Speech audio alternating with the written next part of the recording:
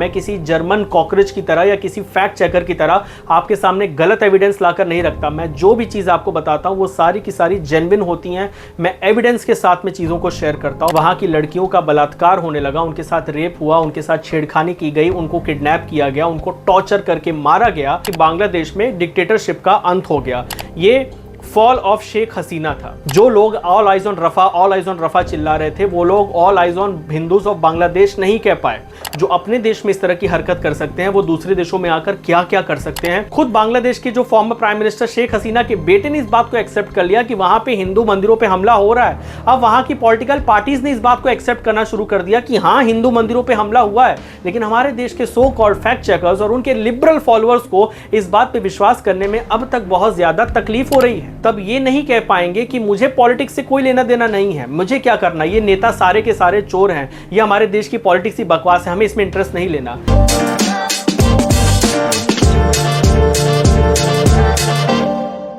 नमस्ते Bharat, this is Viren Mishra, welcome to the Viren Mishra show. हाल ही के कुछ दिनों में बांग्लादेश में जो भी इंसिडेंट्स हुए हैं वो सब आपने अपने सोशल मीडिया पर, टेलीविजन पर हर तरफ देख लिया है और काफी सारे लोग इसके बारे में डिस्कशन भी कर रहे हैं। तो मुझे इस बात की बहुत उम्मीद है कि आप लोगों को वहां पर क्या हुआ ये सब तो पता ही होगा। मैं आज इस वीडियो में आपको कुछ ऐसी बातें बताने जा रहा हूं जिसके ऊपर बहुत ज्यादा लोगों का ध्यान नहीं जा रहा।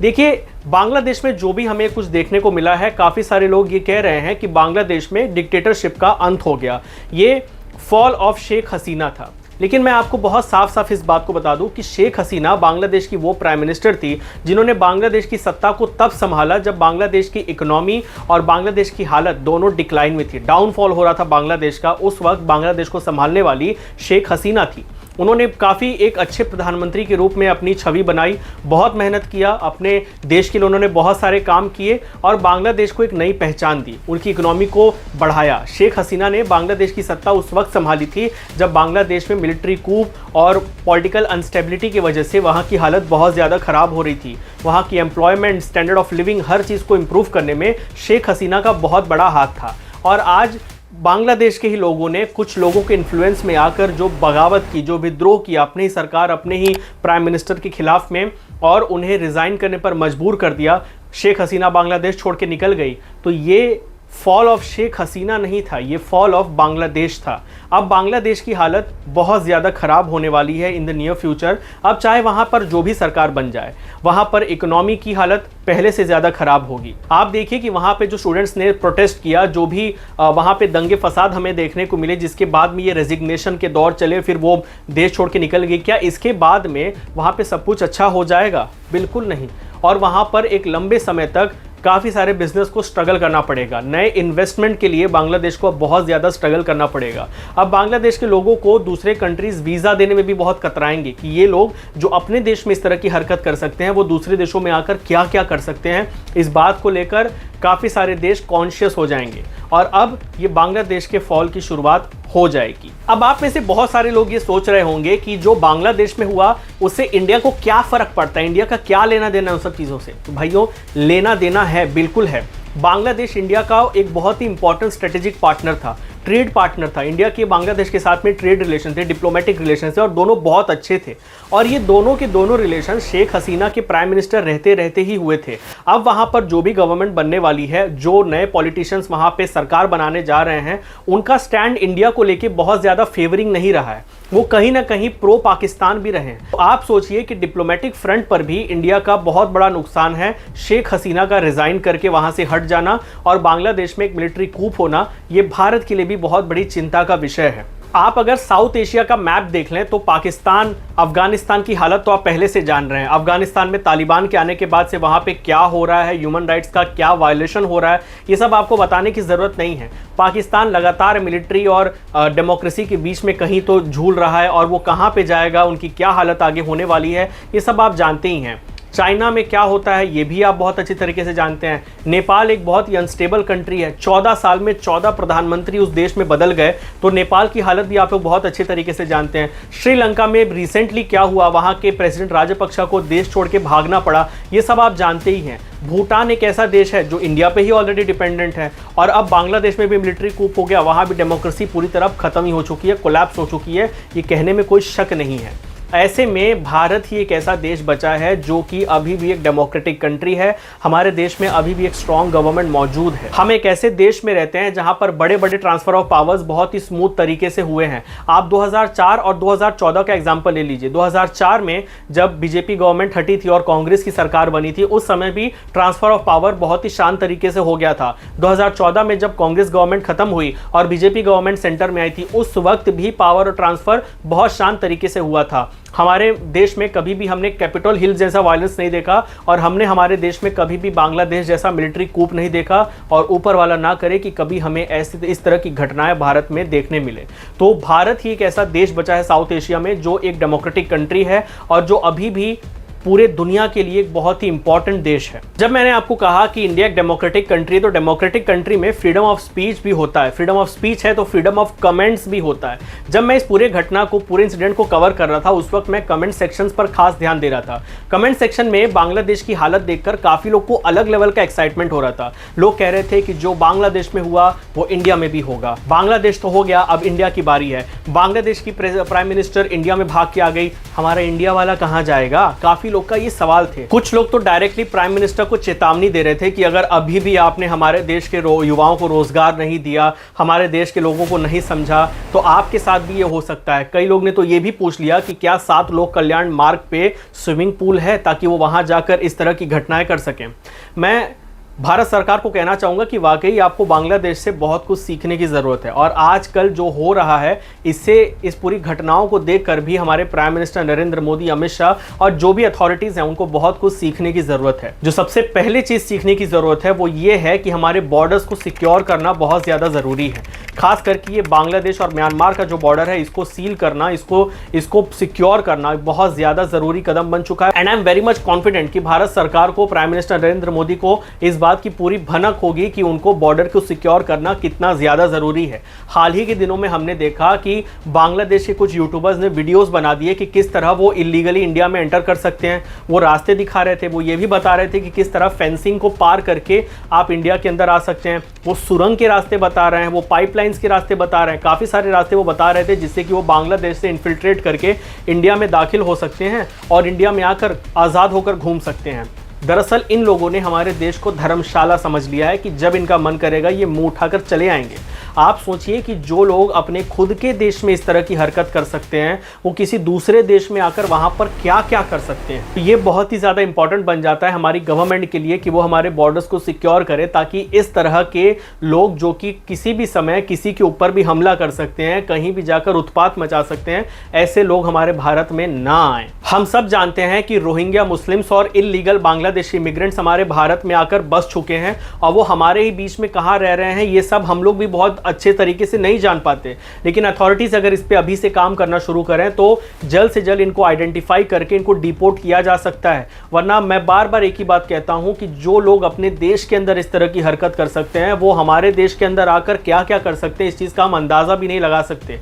आप आज इंग्लैंड की हालत देख लीजिए। इंग्लैंड एक बहुत ही सुंदर देश था, वहां की हालत इन इलीगल इमिग्रेंट्स ने या जो भी लोग वहां पे माइग्रेट होकर सेटल हो गए, जो भी इन दूसरे देशों के थे, उन लोग ने क्या हालत वहां पे कर दी, आप लोग बहुत अच्छे तरीके से देख ही रहे हैं। फ्रांस में किस तरह के दंगे फसाद का सामना करना पड़ा वहां के लोगों को, ये भी आपने बहुत अच्छे तरीके से देखा है। जर्मनी में 1100 से ज्यादा लोगों को जो कि इमिग्रेंट्स थे, जो दूसरे देशों से आकर बस गए, फिर वहां पर आकर इस तरह का न्यूसेंस फैला रहे थे, ये सब भी हमने देखा है। तो इन देशों से सीखते हुए हमें भी हमारे देश के अंदर इन जो जितने भी इलीगल लोग हैं, इनको बाहर निकालने की बहुत ज्यादा जरूरत पड़ती है। दरअसल इस समय भारत को सीखना चाहिए पोलैंड से। पोलैंड की जो नो इमिग्रेंट वाली नीति है कि वो लोग किसी भी इमिग्रेंट को स्वीकार नहीं करते, वो किसी भी लोगों को इलीगल तरीके से अपने देश में सेटल होने नहीं देते हैं। पोलैंड एक ऐसा देश है जो भारत से बहुत छोटा है, वहां पे हर मायनों में वो हमसे कम है, लेकिन वो लोग एक शांत जीवन जी रहे हैं। वो लोग अपने देश के प्रोग्रेस पे, अपने देश के लोगों पर कॉन्सेंट्रेट कर पा रहे हैं, वो अपने देश के रियल इश्यूज पे फोकस कर पा रहे हैं। आप सोचिए कि हमारे देश में अगर आए दिन दंगे फसाद होते रहेंगे, ट्रेन पर पथराव होता रहेगा, आए दिन किसी न किसी तरह की न्यूसेंस क्रिएट होता रहेगा, तो हमारे देश की अथॉरिटीज, हमारे देश की सरकार हमारे देश के रियल इश्यूज पर फोकस कब करेगी? उनका आधा से ज्यादा समय तो इन बाहरी लोगों को सुलझाते हुए, इन लोगों के दंगे फसाद को शांत कराने में ही चला जाएगा। तो यहाँ पर ये बहुत ज्यादा जरूरी हो जाता है कि ऐसे लोगों को आइडेंटिफाई करें और उन्हें जल्द से जल्द डिपोर्ट कर दिया जाए, ये लोग जहां से भी आए थे। पोलैंड से सीखने की बहुत ज्यादा जरूरत है। आज दिन भर में काफी सारे ऐसे पॉलिटिशियंस हैं जिन्होंने खुलकर ये स्टेटमेंट दिया है कि जो बांग्लादेश में हो सकता है वो भारत में भी हो सकता है। और इन लोगों की स्टेटमेंट को पढ़कर भारत में कुछ ऐसे लोग हैं जो बहुत ही ज़्यादा एक्साइटेड हो रहे हैं। वो ये मना रहे हैं कि जो बांग्लादेश में हुआ वो भारत में भी हो जाए। वो इसे स्टूडेंट्स पावर बता रहे हैं। मैं ऐसे सभी लोगों को बता रहा हूं कि गफलत में जीना बंद करिए। अगर आप भी ये सोच रहे थे कि बांग्लादेश में जो हुआ वो भारत में भी हो सकता है तो जरा वीडियो को पॉज करिए और अभी के अभी जाके मुंह पर पानी की छींटे मारकर होश में आइए।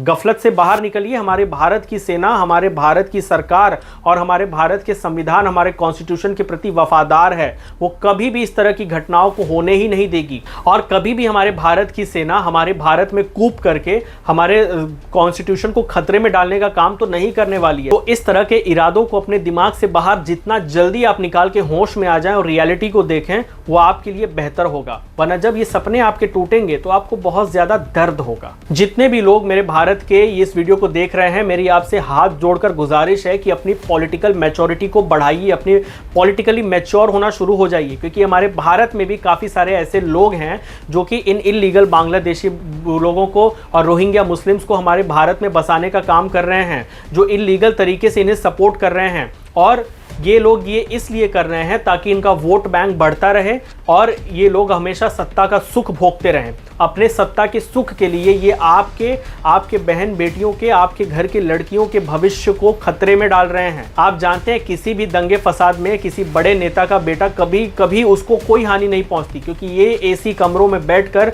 सिर्फ बकबक करना जानते हैं। परेशान होती है आम जनता, परेशान होते हैं मेरे और आप जैसे लोग जो रोज घर के बाहर निकलते हैं कमाने के लिए, अलग अलग काम करने के लिए। तो इन नेताओं के बहकावे में आना बंद करिए। पहचानिए उन लोगों को जो इन विदेशी लोगों का खुले तौर पे समर्थन कर रहे हैं। मुझे आपको बताने की जरूरत नहीं है, आप लोग बहुत अच्छे तरीके से जानते हैं मैं किन लोगों की बात कर रहा हूं। अपने आप को पॉलिटिकल मैच्योर बनाइए। ऐसे लोगों को सपोर्ट करने से पहले अपने परिवार के फ्यूचर के बारे में कम से कम सोच लीजिए। आज बहुत लोग कह रहे हैं कि जो शेख हसीना के साथ में हुआ वो पीएम मोदी के साथ भी हो सकता है, और कई लोग इस चीज की प्रार्थना कर रहे हैं कि ऐसा प्राइम मिनिस्टर मोदी के साथ भी हो। ठीक है, आप प्रार्थना कर सकते हैं, वो आपका निजी अधिकार है। लेकिन मैं आपसे एक और बात पूछना चाहता हूं कि क्या नरेंद्र मोदी हमेशा भारत के प्राइम मिनिस्टर बने रहेंगे? क्या नरेंद्र मोदी अमर हैं? क्या वो कभी भारत की कुर्सी से हटेंगे नहीं? क्या उनके बाद कोई प्रधानमंत्री नहीं बनने वाला? और चलो कल को मान लिया कि इस तरह की घटना प्राइम मिनिस्टर मोदी के साथ तो हो जाएगी, तो क्या उनके बाद जो प्रधानमंत्री बनेगा उसके साथ ये घटना नहीं हो सकती? कांग्रेस के लोग जो इतना सपना देख रहे हैं राहुल गांधी को प्राइम मिनिस्टर बनाने का, ये तो राहुल गांधी के साथ भी हो सकता है, ये प्रियंका गांधी के साथ भी तो हो सकता है। आखिर उनके वो भी तो गांधी फैमिली से हैं, उनका प्राइम मिनिस्टर बनने के भी तो काफी सारे चांसेस हैं इन फ्यूचर। आप ये समझ सकते हैं कि आप जो प्रार्थना किसी दूसरे के लिए कर रहे हैं वो प्रार्थना आपको भी लग सकती है। ये जो लोग ये प्रे कर रहे हैं कि इस तरह की घटना एक दिन प्राइम मिनिस्टर मोदी के साथ होगी, वो क्यों इस बात को भूल जाते हैं कि इस तरह की घटना तो ममता बनर्जी के साथ भी हो सकती है, जो इन्हीं बांग्लादेशियों को खुले तौर पर अपनाने की बात कर रही हैं।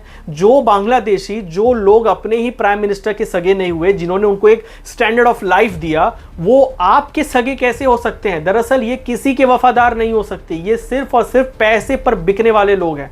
आज आपके साथ है, कल किसी और के साथ हो जाएंगे। जो इनको ज्यादा कीमत दे देगा ये उसी के सामने नाचने लगेंगे। तो आप ये किस गफलत में हैं? आप कैसे एक्सपेक्ट कर रहे हैं कि ये लोग आपके वफादार हो जाएंगे? अभी कुछ दिन पहले की बात है जब रफा पे एक रेफ्यूजी कैंप के पास कोई बॉम्ब गिर गया था और उसमें कुछ बच्चे मर गए थे, तो हमारे देश के जो बॉलीवुड सेलिब्रिटीज थे उनको काफी तकलीफ हो गई थी। हमारे देश में काफी सारे ऐसे लोग हैं जो अपने आप को वो क्या लिबरल कहते हैं, ऐसे लोग को बहुत ज्यादा तकलीफ हो गई थी, उनकी आत्मा को बहुत ठेस पहुंची थी, वो लोग रो रहे थे, वो काफी सदमे में थे, पता नहीं क्या क्या थे।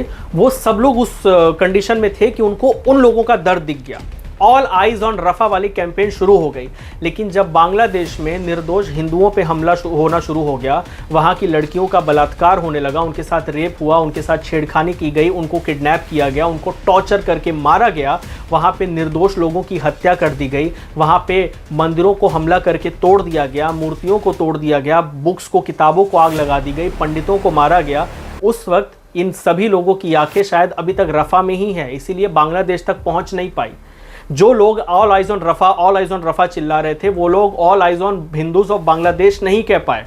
क्योंकि शायद ये उनके वोकनेस पे, ये शायद उनके जो लिबरल बिहेवियर है इसको सेटिस्फाई नहीं कर रहा था। काफी सारे ऐसे फैक्ट चेकर्स भी जन्म ले चुके थे कल शाम तक, जो लोग ये कहने लगे कि देखो देखो बांग्लादेश में तो मुसलमानों ने बांग्लादेश के जो हिंदू मंदिर हैं उनके अगल बगल ह्यूमन चेन बना दिया उसे प्रोटेक्ट करने के लिए। लेकिन यही फैक्ट चेकर्स आपको ये नहीं बताएंगे कि आखिर ये लोग ह्यूमन चेन बना किस लिए रहे हैं, किन लोगों से प्रोटेक्ट करना चाहते हैं, ये भी तो बताने की कोशिश करें। हमारे देश के जो सो कॉल्ड फैक्ट चेकर्स हैं वो लोग इस बात को स्वीकार करने के लिए तो बिल्कुल भी तैयार नहीं थे कि हिंदू मंदिरों पर हमला हुआ है, लेकिन बड़े बड़े मीडिया चैनल्स ने इस बात को एक्सेप्ट कर लिया। खुद बांग्लादेश के जो former prime minister Sheikh Hasina के बेटे ने इस बात को एक्सेप्ट कर लिया कि वहां पे हिंदू मंदिरों पे हमला हो रहा है। अब वहां की पॉलिटिकल पार्टीज ने इस बात को एक्सेप्ट करना शुरू कर दिया कि हां हिंदू मंदिरों पे हमला हुआ है, लेकिन हमारे देश के सो कॉल्ड फैक्ट चेकर्स और उनके लिबरल फॉलोअर्स को इस बात पे विश्वास करने में अब तक बहुत ज्यादा तकलीफ हो रही है। अब तक इनकी आंखें रफा में ही हैं, इसीलिए ये बांग्लादेश तक देख नहीं पा रहे हैं कि वहां पर क्या हो रहा है। जब मैं कहता हूं कि पॉलिटिकल मैच्योरिटी होना बहुत ज्यादा जरूरी है, मैं बहुत सीरियस हूं इस चीज को लेकर। आप सोचिए कि जो लोग अपने देश के प्राइम मिनिस्टर के घर पे हमला करके उनके अंडरगारमेंट्स को, किसके भी अंडरगारमेंट्स को, फीमेल अंडरगारमेंट्स को इस तरह हवा में लहरा सकते हैं ट्रॉफी की तरह, वो अगर कल को आपके आस पड़ोस में आके सेटल हो गए तो क्या आपकी बहनें, क्या आपकी बेटियां, क्या आपकी माँ बाहर निकलने में सेफ महसूस करेंगी? ये तो ये भी हो जाएगा कि हमारे देश में लड़कियों का बाहर निकलना दूभर हो जाएगा, वो सड़कों पर आज़ाद होकर घूम नहीं पाएंगी, सारी वोकनेस उस दिन खत्म हो जाएगी। जिस दिन ये घटनाएं भारत में होने लगी, आप लोग का रहना, आपके ये सारे लिबरल थॉट्स खत्म हो जाएंगे और आप तब ये नहीं कह पाएंगे कि मुझे पॉलिटिक्स से कोई लेना देना नहीं है, मुझे क्या करना, ये नेता सारे के सारे चोर हैं, ये हमारे देश की पॉलिटिक्स ही बकवास है, हमें इसमें इंटरेस्ट नहीं लेना। अगर हमारे देश के यंगस्टर्स ये कहने लगे कि हमारे देश के पॉलिटिक्स बकवास है, हमें इसमें इंटरेस्ट नहीं लेना, हमें इससे कोई लेना देना नहीं है, तो हमारे भारत का फ्यूचर वाकई एक डार्कनेस में जा रहा है। अगर आप हमारे देश के पढ़े लिखे यंगस्टर होकर अगर हम ही लोग इस देश के राजनीति में दिलचस्पी नहीं लेंगे, इस पॉलिटिक्स को समझने की कोशिश नहीं करेंगे, तो कल को जब एक पॉलिटिकल जनरेशन खत्म होगी तो टेक ओवर कौन करेगा? आप आज ये कह लेंगे कि मुझे पॉलिटिक्स से कोई लेना देना नहीं है, पॉलिटिक्स मेरे ऊपर कोई असर नहीं डालती, ये कहकर आप सुकून से सो तो सकते हैं, लेकिन कब तक सोते रहेंगे? मैं आपको बहुत स्पष्ट ये बात बता दूं कि अगर आप पॉलिटिक्स में इंटरेस्ट नहीं लेंगे तो आप हमेशा पॉलिटिशियंस के मोहरे बनकर नाचते रहेंगे और आपको पता भी नहीं चलेगा। और ये पॉलिटिशियंस आपका फायदा उठाते रहेंगे और अपने एजेंडास को सेटिस्फाई करते रहेंगे, सत्ता की रोटी खाते रहेंगे और अपने परिवार को 7-7 पीढ़ियों तक के लिए पैसा जमा करके आराम से रहेंगे और आप हमेशा भाग दौड़ की जिंदगी में ही खत्म हो जाएंगे। आप आज ये कह लेंगे कि मुझे पॉलिटिक्स में बिल्कुल इंटरेस्ट नहीं है, मेरे देश में अगल बगल क्या हो रहा है, करंट अफेयर्स में क्या चल रहा है, इसमें मुझे बिल्कुल भी दिलचस्पी नहीं है, तो ये आप बहुत ज्यादा दिनों तक नहीं कह पाएंगे। आप बहुत ज्यादा दिनों तक मासूम और अनजान बनकर नहीं जी पाएंगे। अगर आप अभी से अपने आप को अवेयर करना शुरू नहीं करेंगे तो मुझे डर है इस बात का कि बहुत देर हो जाएगी। कल को अगर इस तरह की घटनाएं आपके साथ होने लगी, आपके परिवार के साथ होने लगी, तब शायद आपको रियलाइज होगा, लेकिन उस समय बहुत देर हो चुकी होगी। उस समय आप कुछ कर नहीं पाएंगे, ना कोई आपको बचा पाएगा। बस आप उस समय रो पाएंगे, चीख पाएंगे, जिस तरह आज बांग्लादेश में निर्दोष हिंदू चीख चिल्ला रहे हैं, वहाँ की जनता चीख चिल्ला रही है। कुल मिलाकर मैं बस आपसे यही कहना चाहता हूँ कि जो बांग्लादेश में हुआ वो हम अपने भारत में नहीं होने दे सकते, और इसे रोकने के लिए हमें पॉलिटिकली और सोशली मैच्योर होना होगा। हमें हमारे देश के रियल प्रॉब्लम से फोकस करना होगा। हमें हमारे देश में माइग्रेंट क्राइसिस को होने से रोकना होगा, और हमें ऐसे नेताओं के जाल में फंसने से खुद को बचाना भी होगा जो हमें धर्म के नाम पर बहकाने की कोशिश करते हैं। ऐसे लोगों से दूर रहने की कोशिश भी हमें करना होगा। मुझे उम्मीद है आपको मेरा वीडियो पसंद आया होगा। इस वीडियो को अपने दोस्तों से शेयर जरूर करना। इस वीडियो का शेयर होना बहुत ज्यादा जरूरी है, क्योंकि जब आप मेरे इस वीडियो को शेयर करते हैं, इस पर कमेंट करते हैं, तो ये वीडियो कई लोगों तक पहुंचती है, लोगों को सही जानकारी मिलती है। मैं किसी जर्मन कॉकरोच की तरह या किसी फैक्ट चेकर की तरह आपके सामने गलत एविडेंस लाकर नहीं रखता। मैं जो भी चीज आपको बताता हूं वो सारी की सारी जेन्युइन होती हैं। मैं एविडेंस के साथ में चीजों को शेयर करता हूं। मेरे आज तक के सभी वीडियो में कोई भी ब्लफ नहीं फैलाया मैंने, जो भी कहा सच कहा और एविडेंस के साथ कहा है। तो आप मेरे इस वीडियो को शेयर करें, मुझे सपोर्ट करें। अगर आपने मेरे चैनल को सब्सक्राइब नहीं किया है तो अब तक सब्सक्राइब कर दीजिए। सिर्फ वीडियो देखने से काम नहीं चलता, आप मुझे भी सपोर्ट करें। मैं मिलूंगा आपसे द वीरेन मिश्रा शो के अगले एपिसोड में। तब तक के लिए बने रहिए मेरे साथ। जय हिंद, जय भारत।